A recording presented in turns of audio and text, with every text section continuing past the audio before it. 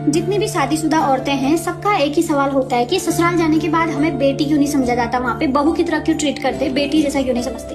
पहली बात, अगर ससुराल में कोई हमें बेटी जैसा समझे ना तो भगवान कसम 4 दिन में लड़कियां ना भाग के अपने मायके चली जाएंगी। अब मैं बताती हूँ बेटी के लिए क्यों। जितनी गाली एक माँ अपनी बेटी को देती है, उल्टा सुल्टा बोलती है, वो गाली नहीं प्यार से बोलती है, लेकिन अगर एक सास अपनी बहू से इतना बोले ना तो कोई किसी की बहू कभी बर्दाश्त नहीं करेगी जितना माँ एक बेटी को बोलती है ना।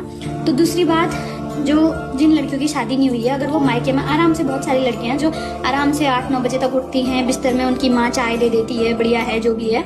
अगर ऐसे हमारी माँ हमारे मायके में, हमारी माँ हमारी भाभी को बिस्तर में चाय देगी ना, बिस्तर में चाय देगी, बढ़िया खाना पीना 8 बजे उठेगी, तो हम जाके सबसे पहले अपनी भाभी से ही कहेंगे हमारी माँ खिलाती पिलाती है, तुझे सारा काम माँ करती है और तू ऐसे नौकरानी बना रखा है तूने हमारी माँ को।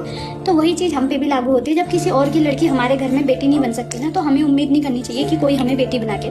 और रही बात बेटी बनने की, तो ना अच्छा है कोई हमें बहू बना के रखता है। अगर हमें बहू नहीं बनाया जाएगा ना तो हमें अपनी जिम्मेदारियों का एहसास कभी भी नहीं होगा।